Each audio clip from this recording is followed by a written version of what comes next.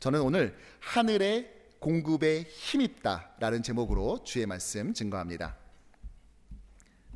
각 미술관이나 또한 박물관마다 그것을 대표하는 상징적인 작품들이 있습니다. 예를 들어서 프랑스의 르브르 박물관 같은 경우에는 레오나르도 다빈치의 모나리자가 바로 그러한 작품이겠죠. 또한 러시아의 에르미타즈 박물관의 경우에는 렘블란트의 탕자의 귀환, 그 작품이 바로 그 박물관을 대표하는 상징적 작품입니다. 자, 그렇다면 우리가 살고 있는 이 뉴욕 현대미술관, 이 모마의 상징적 작품은 과연 무엇일까요? 아마도 이것을 뽑을 텐데요. 빈센트 반 고흐의 별이 빛나는 밤이라는 작품이에요. 사실 이 작품 앞에는 언제나 많은 관람객들이 모여 있습니다. 그리고 저도 그 앞에 섰었는데요. 자, 그 앞에 서면서 어떠한 질문을 가져봤을까요?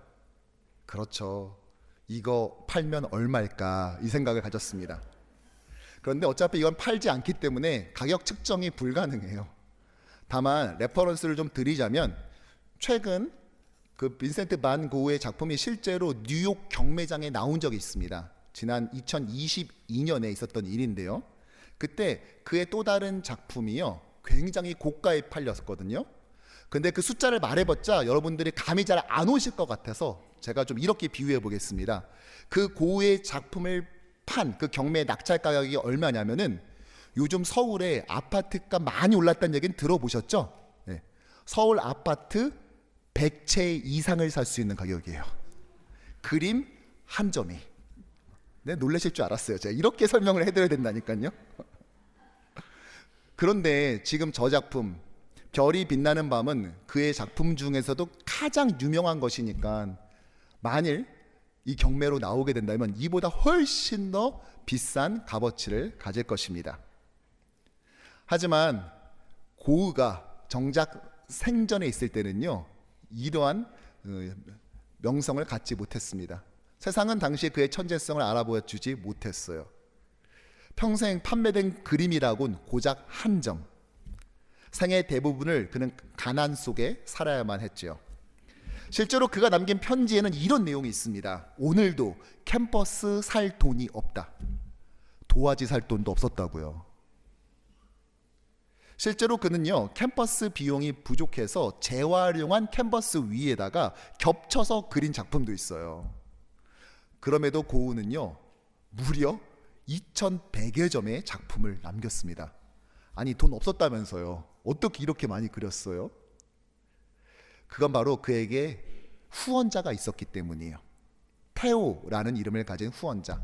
네, 맞습니다. 바로 그의 친남동생이었습니다.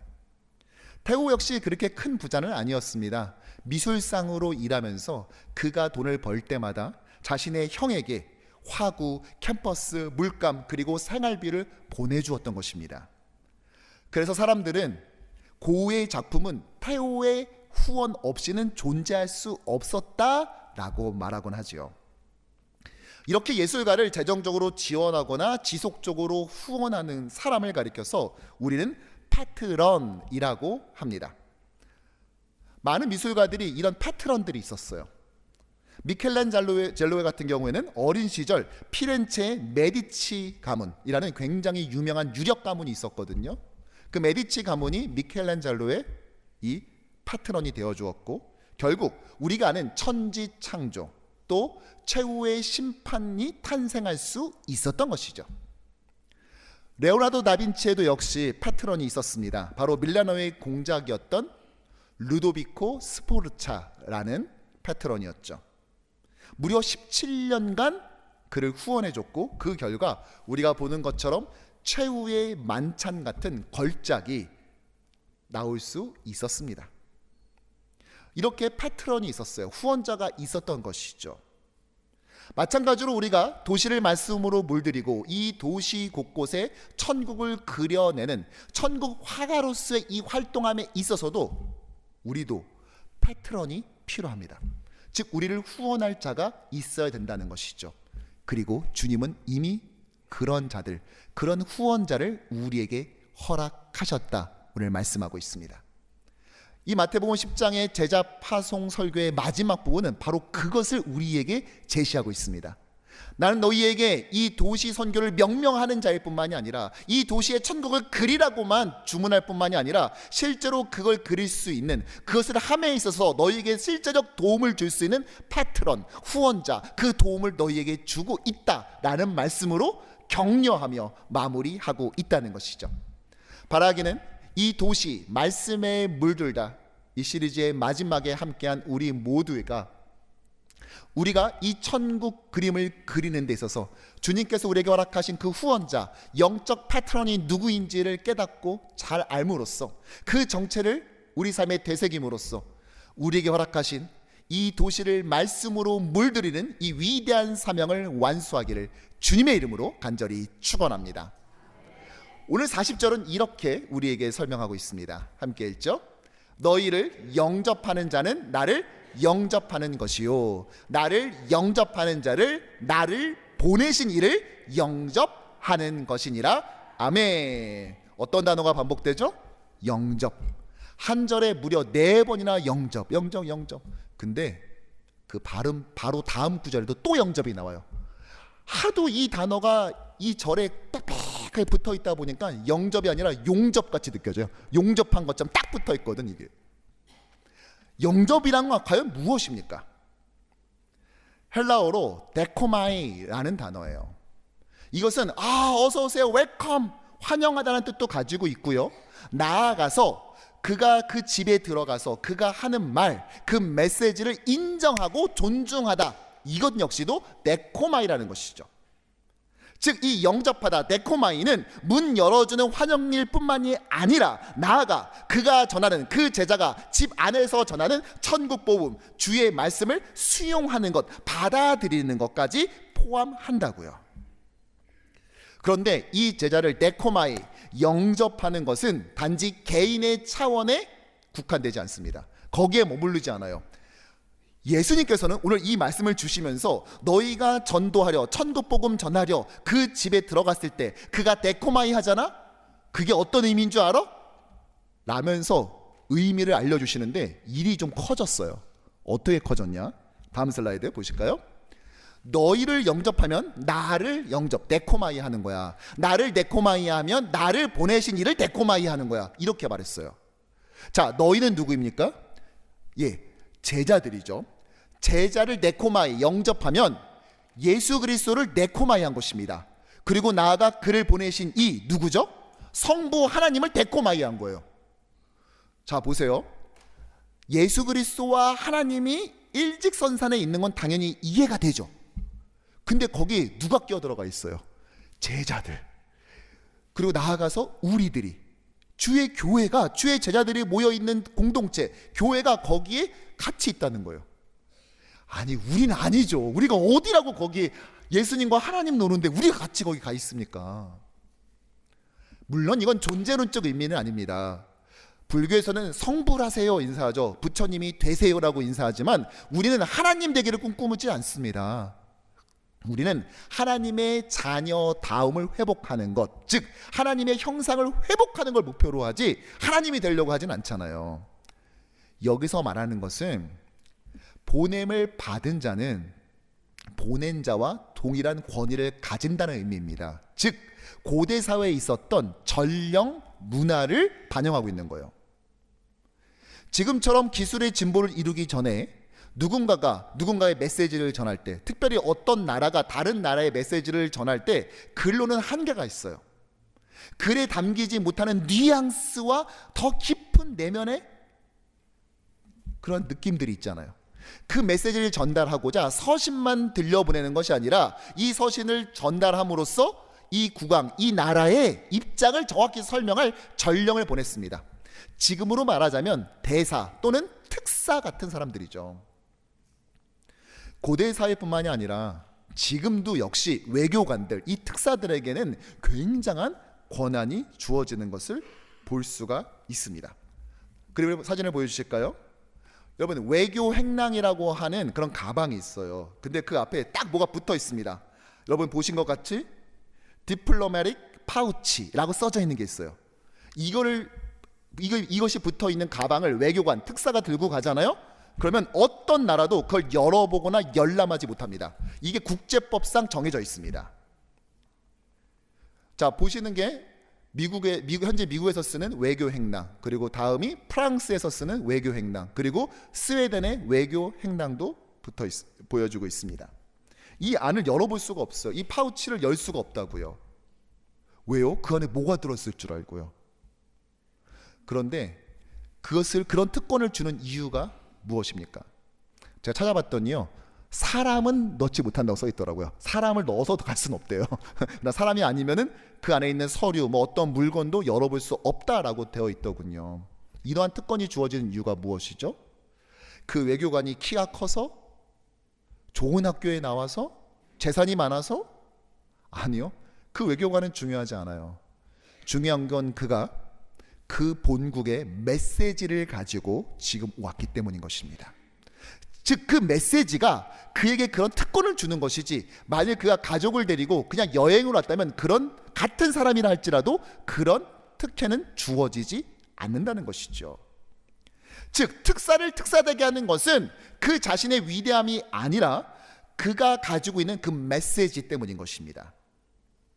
이것은 12사도뿐만이 아니라 모든 그리스도인에게 주어진 명령이죠. 즉, 예수께서 주신 그 말씀, 천국 복음을 전하는 동안 우리는 우리의 주인의 권위가 주어지며 하늘의 권능을 힘있게 되는 줄로 믿습니다.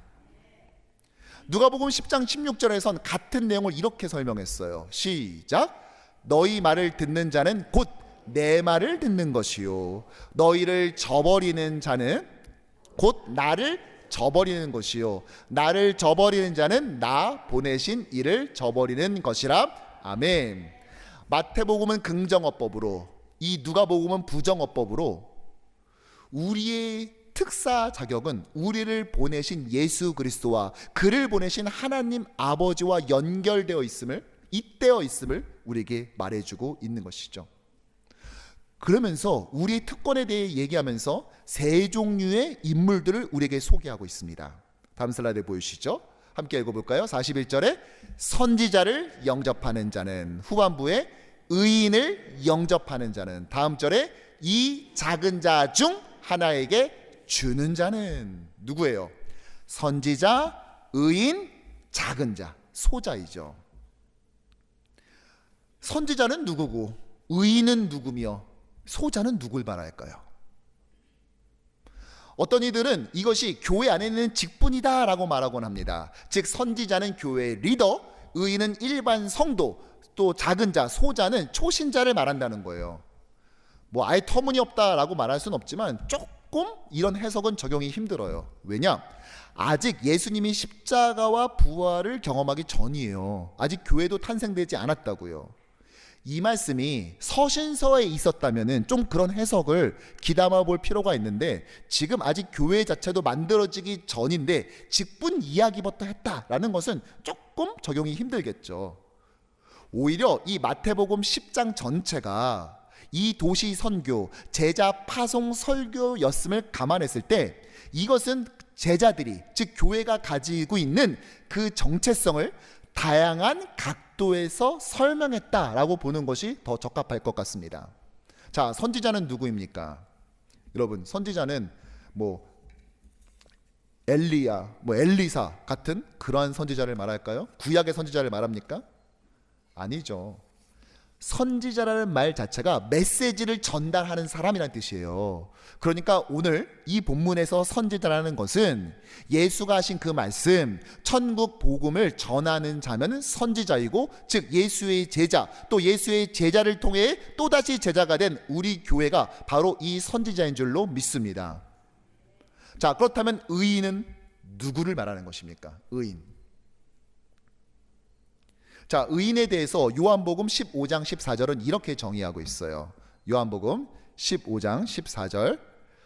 너희가 나의 명하는 대로 행하면 곧 나의 친구라. 아멘.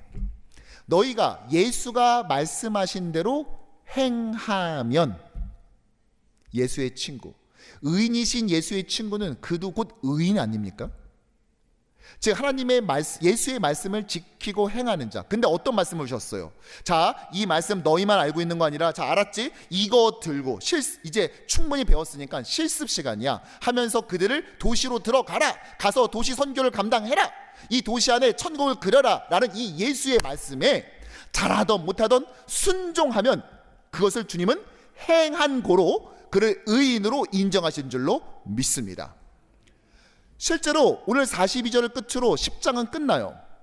그런데 제자 파송 설교를 끝내면서 그들의 사역이 얼마나 성공적이었는지 이러한 평가가 전혀 나오지 않습니다.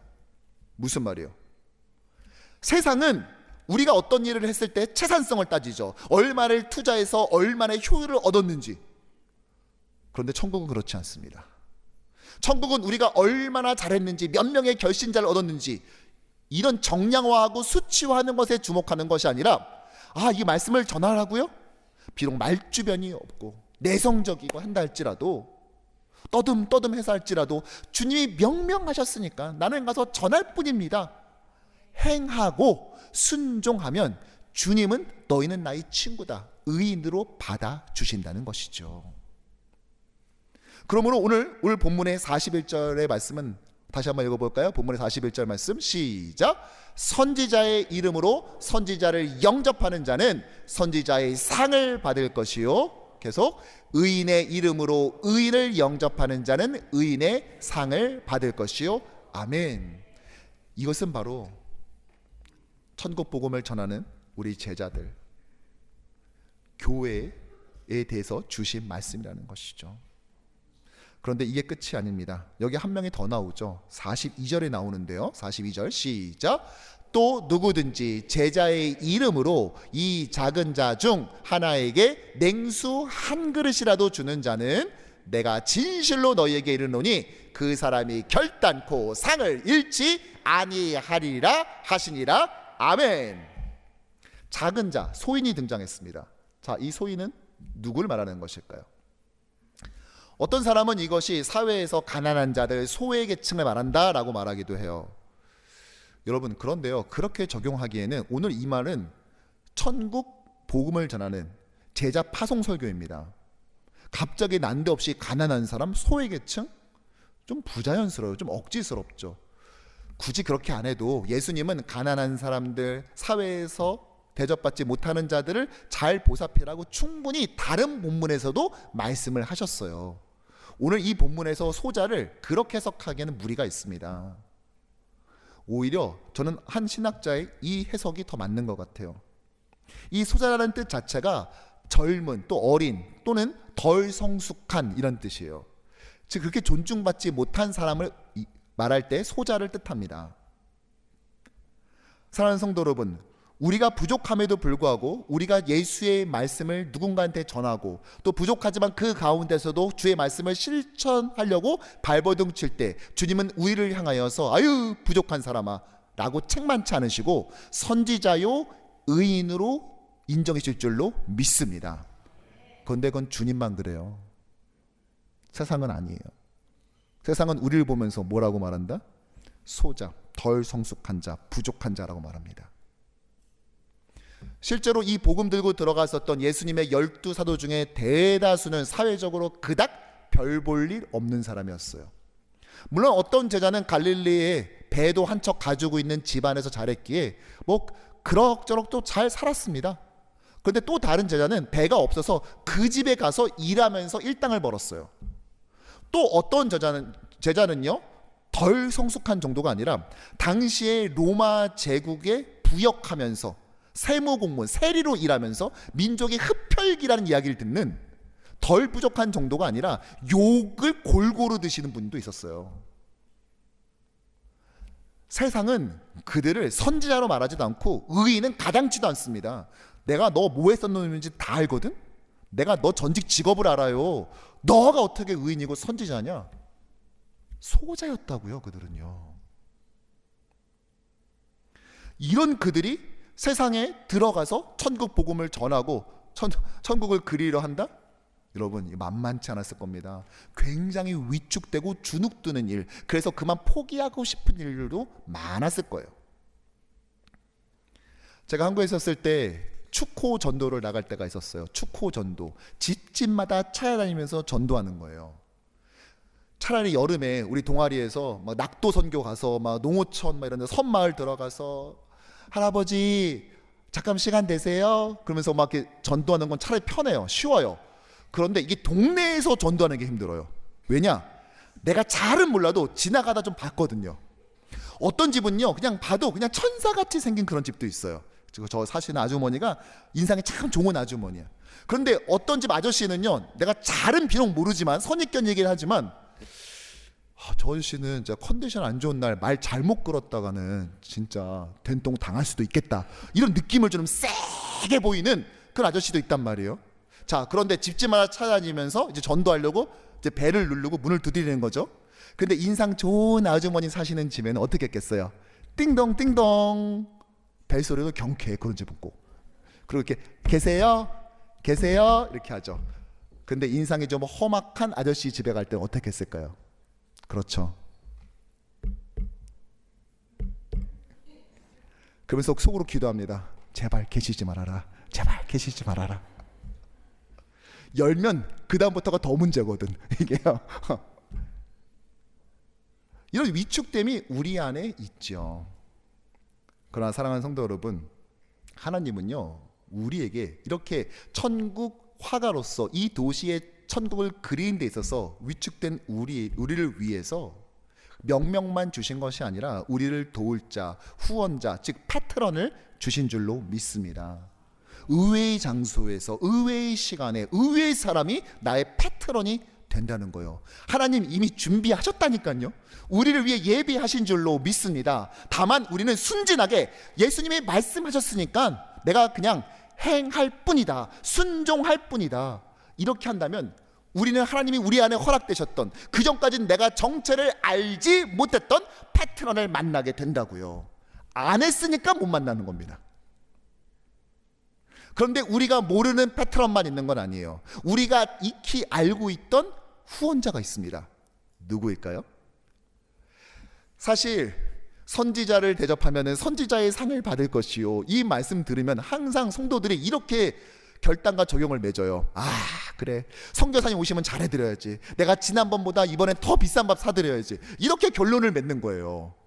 아니 뭐 틀린 말은 아닌데요, 단순히 그렇게만 넘어갈 일은 아니라는 것이죠. 자, 오늘 마태복음 10장에 도시 선교를 명명한 제자 파송 설교가 있는데요, 오늘 마태복음 10장을 끝으로 이제 이 내용이 안 나오는 게 아니에요. 이 복음서의 가장 마지막에 이 10장의 내용, 제자 파송 설교가 완전히 압축되고 요약되어서 이 복음서가 끝을 맺습니다.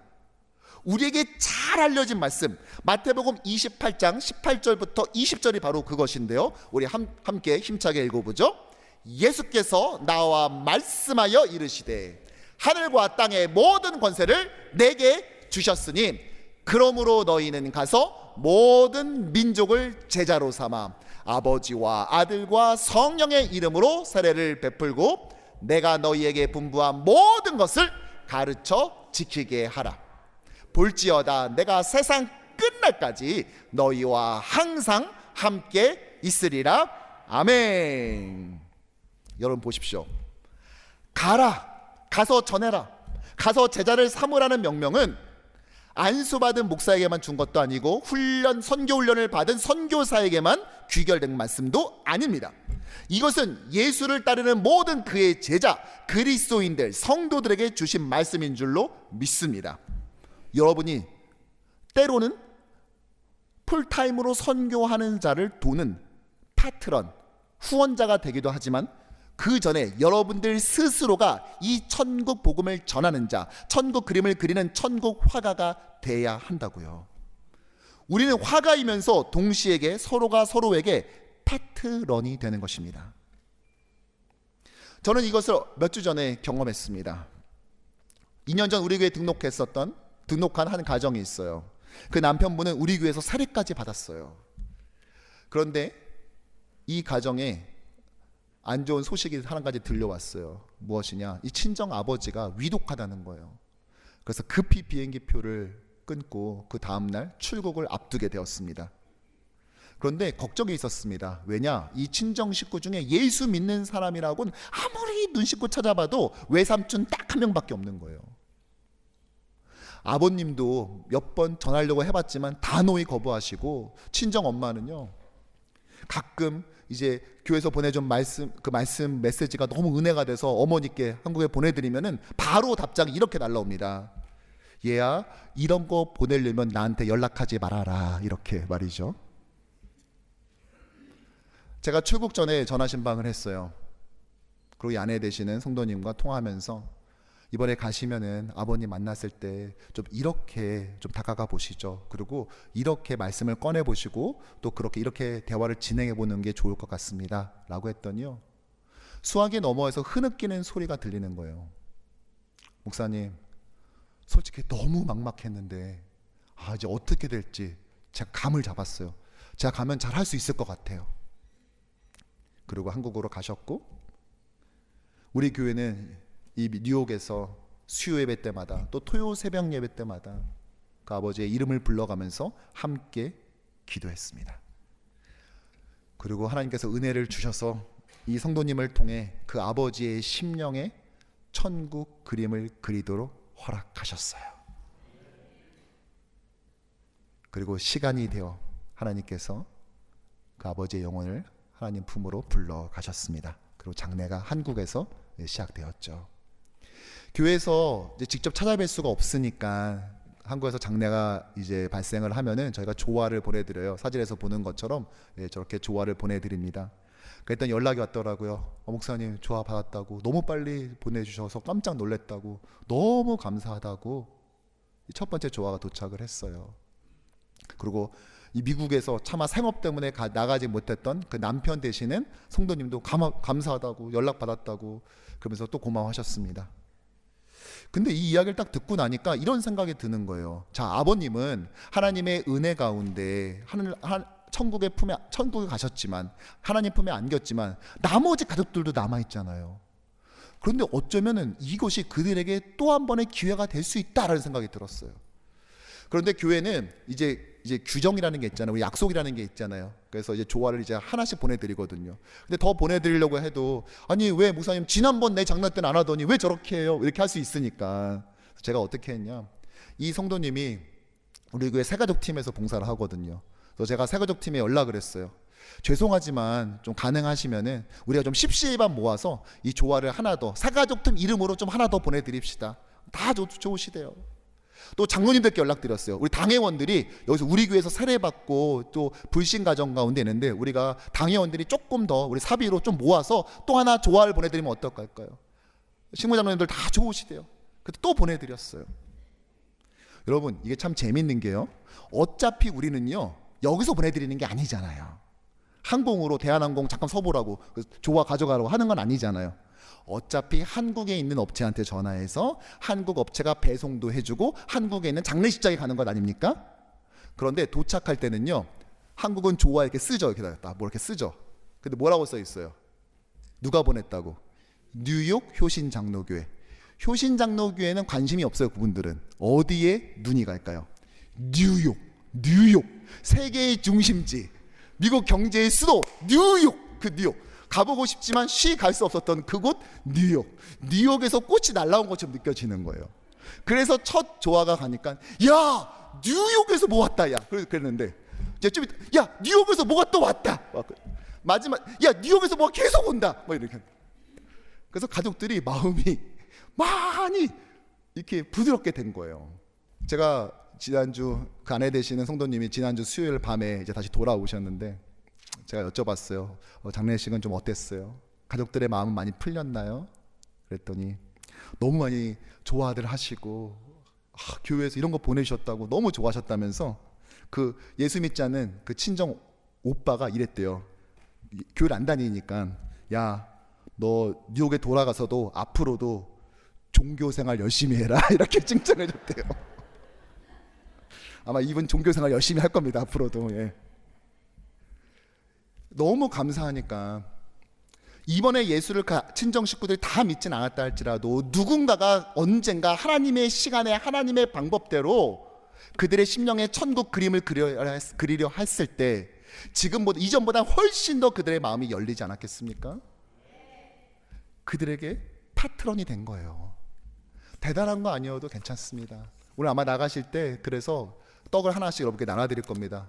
이 성도가 돌아와서 너무 감사하다고. 그렇죠. 자신의 골육지친이, 자신의 아비 어미가 천국 가는 것보다 더 소중한, 더 기쁜, 반가운 소식이 어디 있겠습니까?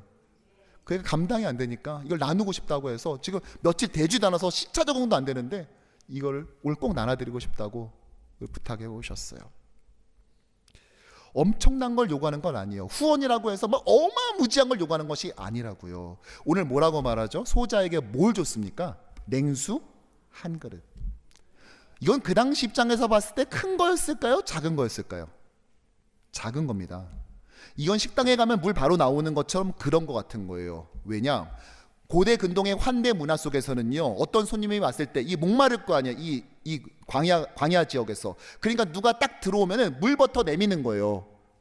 그래야 내가 똑같은 상황이 되었을 때 그 사람도 나에게 이걸 내밀 거기 때문에 이것은 사회적으로 합의된 사항이에요. 그러니까 이 냉수한 것을 내미는 것은 지극히 당연하고 상식적이고 반드시 지켜져야 될 사회의 규약과 같은 것이었다고요.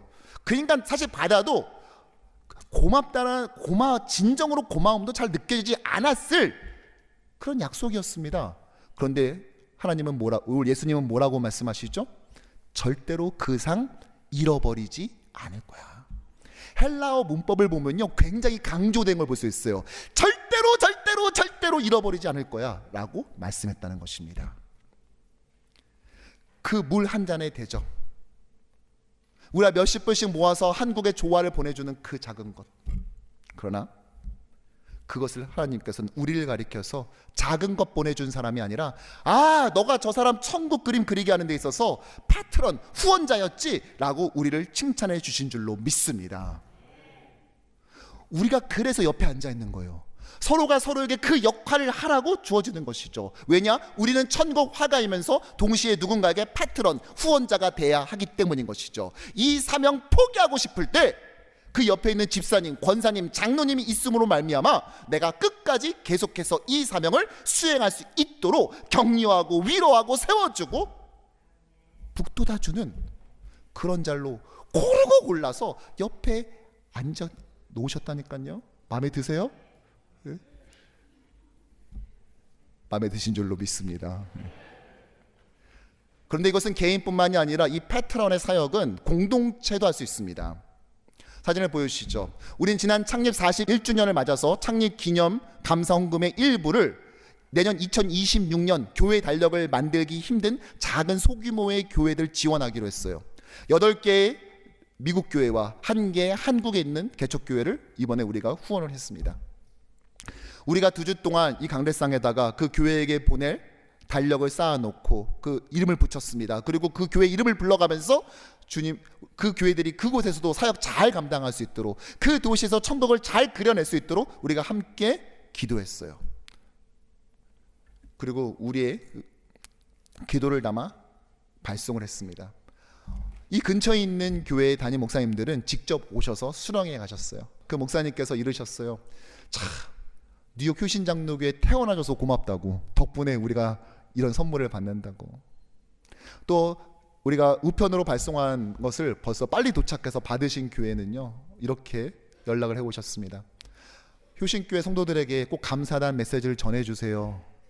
그리고 이번 주 또는 추수감사 주일날 이걸 나눠주려고 하는데 우리 성도들이 기뻐할 걸 생각하니까 본인이 벌써 행복합니다.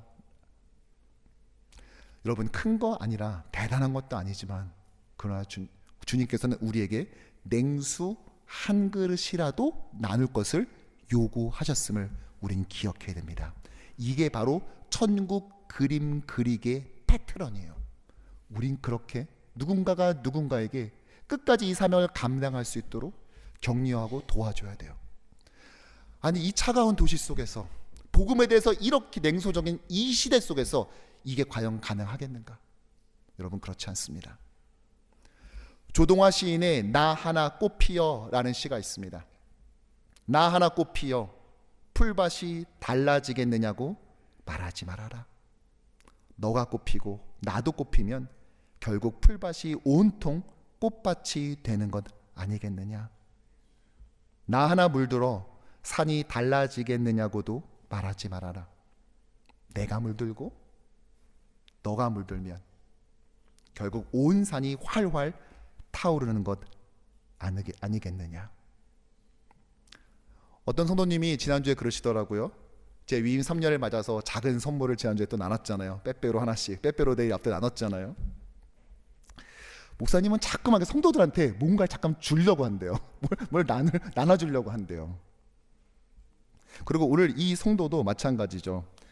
사실은 본인에게 조화 보내준 분들만 찾아가서 인사도 되는데 이름 모를 본인이 미처 챙기지 못한 우리 아버지 영혼 구원을 위해서 기도해준 그분을 위해서라도 같이 나누고 싶다고 온 성도들과 함께 이 떡을 준비해 나누지 않습니까? 뭐라도 나누고 싶은 거예요. 냉수 한 그릇이라도 나누고 싶은 거예요. 할 수 있으면 최대한 흘러나가지 않도록 꽉 움켜쥐는 이 시대 속에서 다른 사람 앞에서 멋부리며 밥 사는 건 얼마든지 할 수 있지만 그러나 하나님께 드리는 것, 지체되고 나누는 것에는 아끼려고 최대한 하는 이런 시대 속에서 기꺼이 자신의 것을 나누면서 이 천국 그림 그리기의 패트런으로 후원자로서 서고자 하는 이 마음, 주님께서는 이런 자들을 통하여서 오늘도 이 도시, 이 차가운 도시를 따뜻한 하나님의 천국 그림으로 도색했을 줄로 믿습니다. 우리 옆에 있는 분들과 인사할까요? 나는 당신의 파트런입니다. 시작. 나는 당신의 파트런입니다. 또 이렇게 인사해 봅시다. 뭘 줘도 아깝지 않습니다. 뭘 줘도 아깝지 않습니다. 아멘. 그렇다고 끝나고 난 다음에 돈 빌려달라고 하면 안 되십니다. 그거는 금지예요. 금지. 명확하게 말씀을 정리하죠. 오늘 42절로 끝으로 마태복음 10장은 마무리되지만 많은 학자들은 42절에서 끝내는 것이 아니라 바로 그 다음 절인 11장 1절에서 끝을 냅니다. 자, 11장 1절 시작. 예수께서 12 제자에게 명하기를 마치시고 이에 그들의 여러 동네에서 가르치시며 전도하시려고 거기를 떠나가시니라. 아멘. 가르치다, 전도하다 똑같은 말입니다. 주의 말씀을 전했다라는 말로 끝을 맺어요. 이게 10장 바로 뒤에 있는 11장 첫 번째 절이에요. 그런데 이 10장 자체가 어떻게 시작하냐? 바로 앞장인 9장에서 이렇게 끝을 맺는데 9장 35절 시작. 예수께서 모든 도시와 마을에 두루 다니사 그들의 회당에서 가르치시며 천국 복음을 전파하시며 모든 병과 모든 약한 것을 고치시니라. 아멘. 9장에서 모든 도시를 다니며 천국 복음을 전했대요. 그리고 11장에서는요 모든 동네라고 좀 구수하게 번역을 했는데 원래 헬라어로는 폴리스, 도시입니다. 모든 도시를 다니며 또 말씀을 전했다. 그리고 가운데 뭐가 껴있어요? 제자 파송 설교. 그러니까 10장 전체가 예수께서 모든 폴리스, 도시를 다니며 천국 복음을 전했다. 또 그 뒤에도 똑같은 모든 도시를 다니며 천국 복음을 전했다. 그리고 그 사이에 껴있는, 감싸고 있는 구절을 취하고 있습니다. 무슨 말이에요? 예수를 따르는 주의 제자들은 모두, 주의 교회는 예수께서 하셨듯이 도시 곳곳을 흩어져서 그곳에서 천국을 그려내며 말씀으로 그 도시를 물들여야 한다고 우리에게 말씀하신 줄로 믿습니다. 그리고 이것을 감당하기 위해서 우리에게는 후원자, 파트런이 필요한데 주님께서 우리가 서로가 서로에게 그 역할을 하도록 허락하셨습니다. 저는 오늘 이번 시리즈를 마무리하면서 앞서 소개해드렸던 그 작품을 직접 보기 위해 길을 나섰습니다. 사진을 보여주실까요? 네, 빈센트 반 고흐의 별이 빛나는 밤. 제가 직접 모마에 가서 저 작품을 찍었어요. 사람이 얼마나 많은지, 와, 저 사진 한번 찍는 게 여간 어려운 게 아니었습니다.